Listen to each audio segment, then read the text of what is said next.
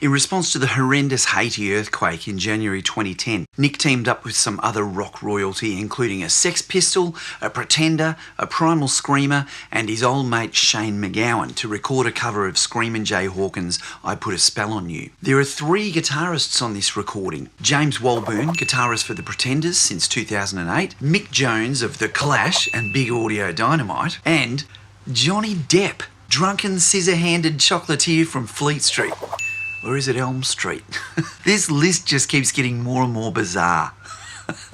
In September 2010, Grinderman released a single, Heathen Child, along with a version called Super Heathen Child, which guested on guitar the almighty Robert Fripp.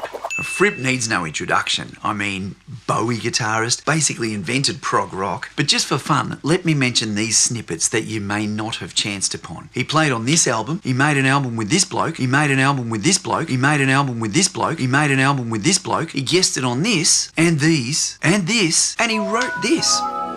In November 2011, Nick reprised his duet with Kylie Minogue, Where the Wild Roses Grow, re-recorded for her Abbey Road Sessions release, this time with Colin Elliott and Luke Fitton on guitar. The track is based around a tenderly picked guitar part, I'm guessing played by Luke Fitton, based purely on the fact that Luke is the more often recorded guitarist of the pair. Colin Elliott is a true all-rounder, doing whatever is needed for sessions. Percussion for the Pretenders, backing vocals for the Lighthouse Family, engineer for Jarvis Cocker, designing the logo for Big Break Records, bass for Paul Weller, mixing for Dwayne Eddy, arranging strings for Kylie. Luke Fitton, on the other hand, played guitar on this and this. He was the guitarist in this huge show.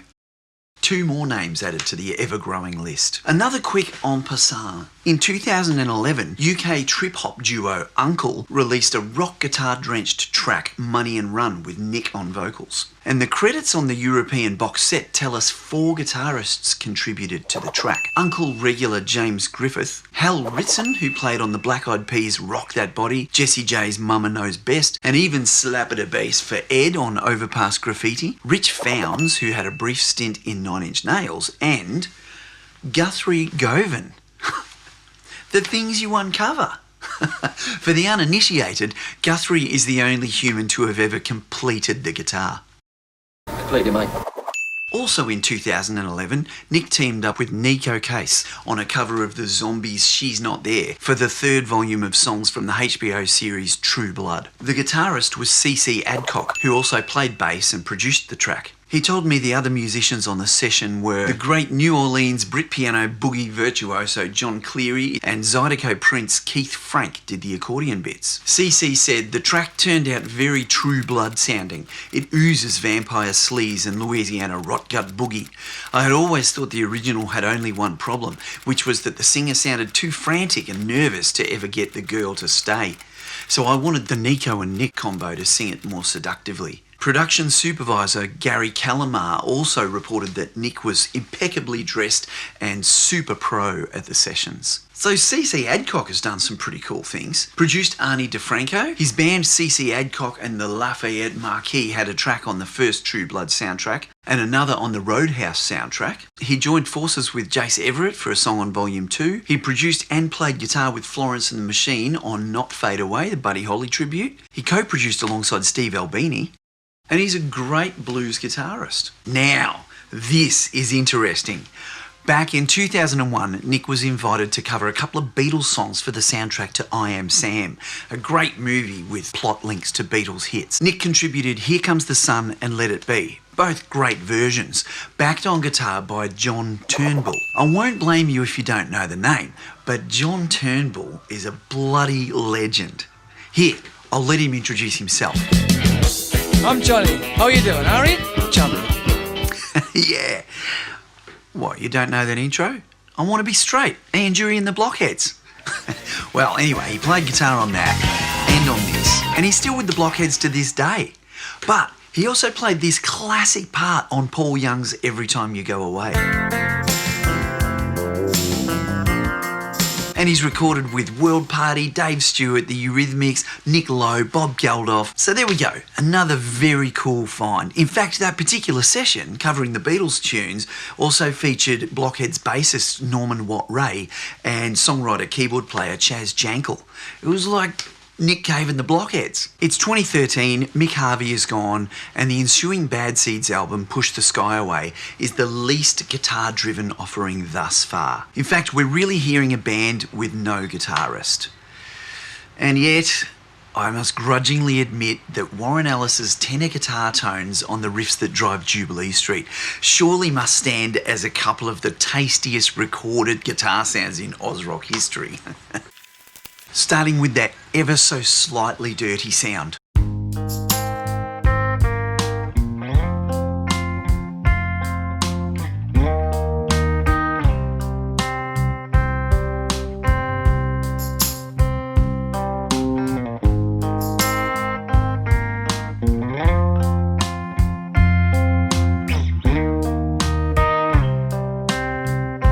Until the wonderful cranked tone towards the song's culmination.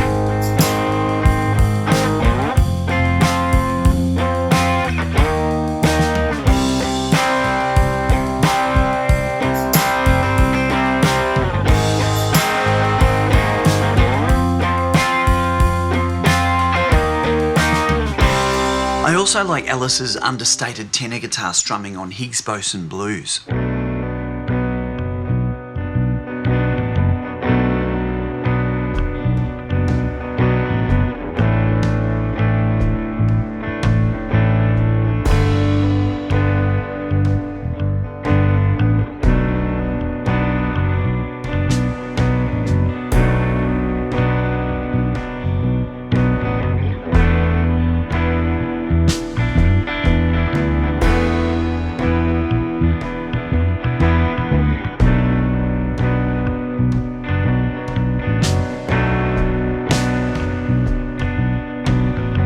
Now, I've tuned my telly to sound like Warren's 4-string tenor guitar in 5th G, D, A, E, but I reckon he's dropped his E string down to D, like G, D, A, D, because there's no way I could get that top D note that you can hear ringing throughout the performance.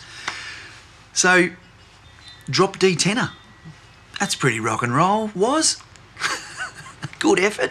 There's also George Vajestica's strummed 12-string on Mermaids, but Push the Sky Away is definitely a retreat from the overdrive-drenched rock that was Dig Lazarus Dig.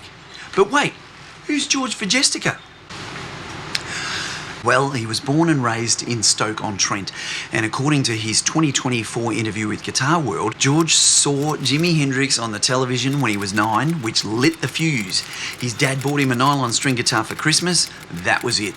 George and his guitar were inseparable. George taught himself guitar and was immediately influenced by The Who, AC/DC and Thin Lizzy before discovering Steve Jones's raw and powerful playing with the Sex Pistols. Then he got into jazz players like Wes Montgomery and Grant Green. George's professional career is pretty cool. He toured the world with Groove Armada and played on a few of their albums. Then he toured with John Squire, ex-Stone Roses, and played on John's solo album Marshall's House. He also played on KT Tunstall's debut album. He was recruited to the Bad Seeds after playing alongside Nick, Warren and Martin on the soundtracks for Proposition in 2005 and Lawless in 2012. I reckon George joined in May 2013, playing a heap of festivals across Europe after Ed Cooper's stint finished up with Coachella in April. Talking about his performances on Push the Sky Away, George told Guitar World, "Nick Launay, the producer, showed me a great recording trick. He covered my plectrum with a thin layer of paper and stuck it on. The sound was pure Bowie. It had that dry strumming sound. I loved that."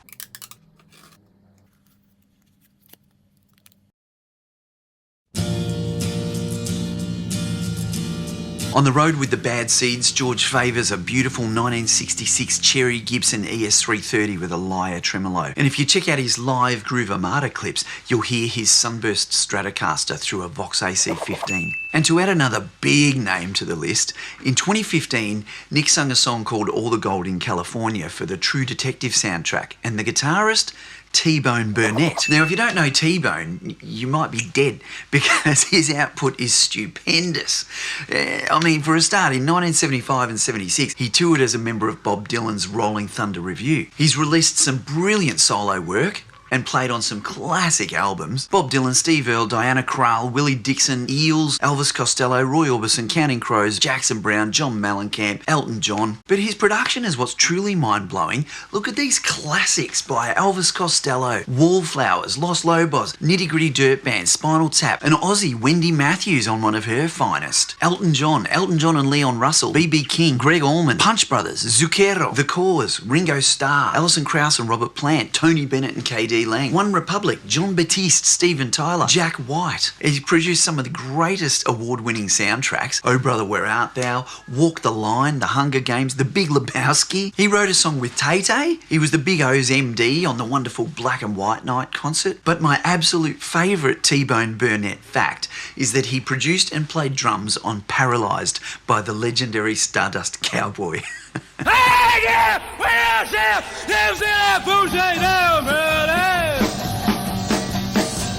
In 2016, Nick and the Bad Seeds released Skeleton Tree, an album that features no electric guitar.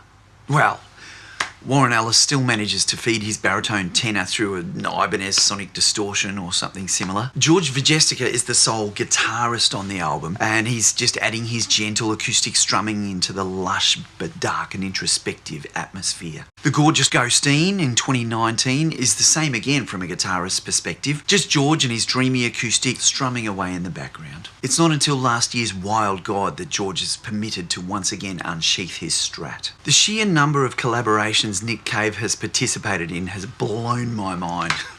In 2019, Nick lent his voice to a song called Our Lady of Light on an album by New York author Larry Sloman, otherwise known as Ratso. The guitarist on this album is a dude called Vincent Caccione, who otherwise fronts Brooklyn-based bands Soft Black and Caged Animals. There's another name for the list. Then in 2020, Nick was invited to participate in a tribute to Mark Bolan in the form of an album called Angel-Headed Hipster. Nick performed Cosmic Dancer and was joined by accomplished guitarist Doug Pettibone, who has toured with Jewel and played on albums by the likes of Joan Baez, Mark Knopfler and Keith Richards.